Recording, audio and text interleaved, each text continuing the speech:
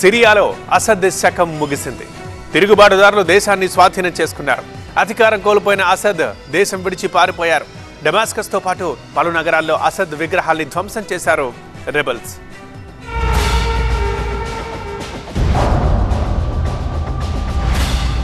Syria rebels వశమైంది. Assad పాలన అంతమైంది. దీంతో గత 13 ఏళ్లుగా కొనసాగుతున్న సిరియా అంతర్యుద్ధం కీలక దశకు చేరుకుంది.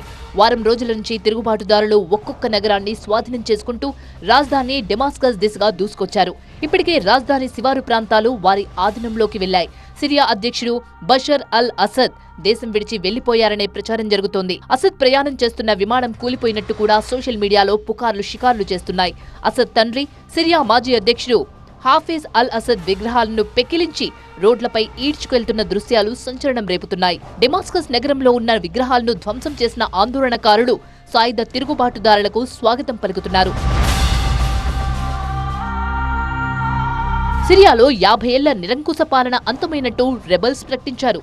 అసద్ కుటుంబ పాలనలో 50 ఏళ్ల అణిచివేత, 13 ఏళ్ల దౌర్జన్యం వల్ల ఎందరో సిరియన్లు ప్రాణాలు అరచేతుల్లో పెట్టుకుని ఇతర దేశాలకు వెళ్లిపోయారని తిరుగుబాటుదారులు ఆరోపించారు. ఈ రోజుతో ఈ చీకటి కాలానికి ముగింపు పలికామని, సిరియాలో నవశకం ప్రారంభమైందని ప్రకటించారు. విదేశాల్లో ఉన్న సిరియన్లు స్వదేశానికి తిరిగి రావాలని కోరుతున్నామని రెబల్స్ సోషల్ మీడియా వేదికగా ప్రకటించారు. సిరియాలో అసద్ కుటుంబం పాలన 1970లో మొదలైంది. తిరుగుబాటుతో అధికారం దక్కించుకున్న హఫీజ్ అసద్ సిరియా ప్రధానమంత్రిగా, తర్వాత అధ్యక్షుడిగా 2000 సంవత్సరంలో చనిపోయే వరకు కొనసాగారు. 3 దశాబ్దాల ఆయన పాలన నిరంకుశంగా సాగినప్పటికీ సిరియాకు స్థిరత్వం అందించింది. పశ్చిమాసియాలో ప్రధాన శక్తిగా సిరియా స్థిరపడింది. ఆయన మరణం తర్వాత కుమారుడు బషర్ అసద్ పగ్గాలు చేపట్టారు. దశాబ్దం తర్వాత 2011లో మొదటిసారి తిరుగుబాటు మొదలైంది. వారికి వ్యతిరేకంగా ప్రజలు వీధుల్లోకి వచ్చారు. ఈ ఉద్యమాన్ని అణిచివేయడానికి ప్రయత్నించడంతో అంతర్యుద్ధం ప్రారంభమైంది. గత 2-3 ఏళ్లుగా తగ్గిన రెబల్స్ తాజాగా మళ్లీ పోరాటం మొదలుపెట్టారు. గడిచిన 13 ఏళ్లుగా సిరియా అంతర్యుద్ధంలో 6 లక్షల మందికి పైగా పౌరులు చనిపోయారు. నగరాలకు నగరాలే ధ్వంసమైపోయాయి.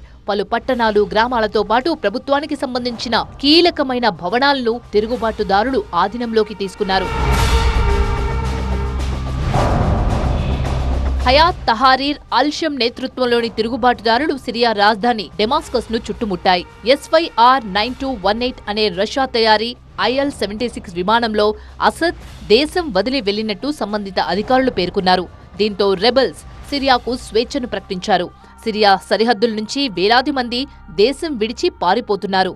లెబనాన్కి ఇప్పటికే వేలాది మంది చేరుకున్నారు. అసద్కు రష్యా, ఇరాన్ నుంచి సాయం నిలిచిపోవడంతో రెబల్స్కు రూట్ క్లియర్ అయింది.